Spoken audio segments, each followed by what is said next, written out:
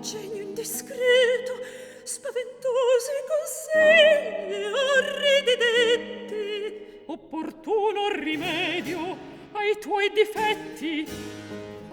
Non è quel mi figuri presente al viver mio di morte il telo, né dell'ira del cielo strido le fiamme, ove clemenza impera.